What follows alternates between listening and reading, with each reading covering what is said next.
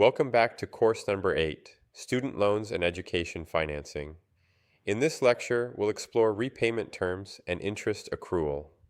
These two factors are critical in understanding how much you'll ultimately pay for your student loans and how to manage them responsibly.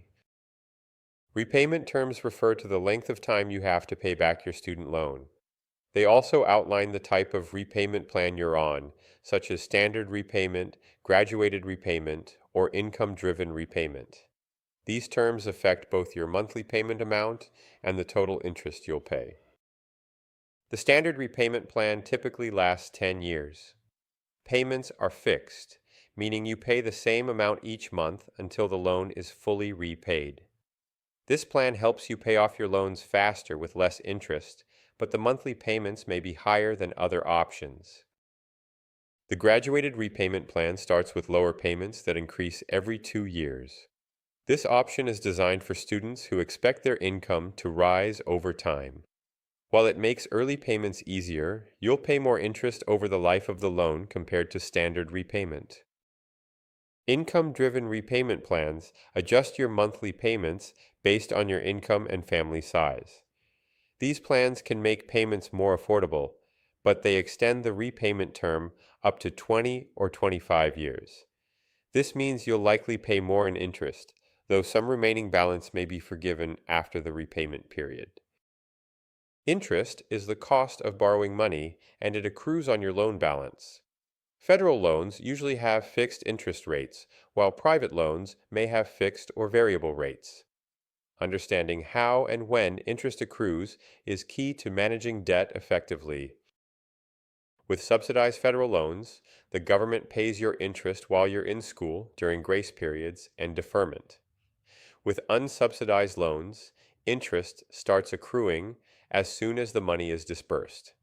If unpaid, this interest is added to your balance, making the loan more expensive over time. Capitalization happens when unpaid interest is added to the principal balance of your loan. Once interest capitalizes, you end up paying interest on a larger balance, which increases the total cost of the loan. Avoiding capitalization when possible helps you save money. Let's look at a student named Jordan. Jordan has both subsidized and unsubsidized loans. While in school, Jordan's subsidized loan doesn't grow, but the unsubsidized loan accumulates interest. After graduation, Jordan chooses an income-driven plan. While the monthly payments are affordable, Jordan understands the longer repayment term means more interest overall.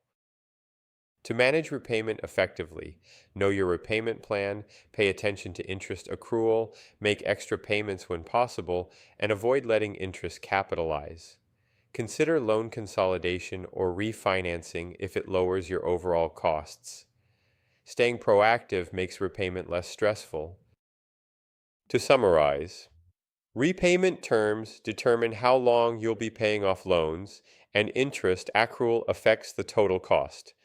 Standard repayment saves money in the long run, while graduated and income-driven plans provide flexibility. Understanding these details allows you to borrow responsibly and pay back loans smarter. This concludes our discussion about the repayment terms and interest accrual. In the next lesson, we will learn about minimizing loan debt. See you then.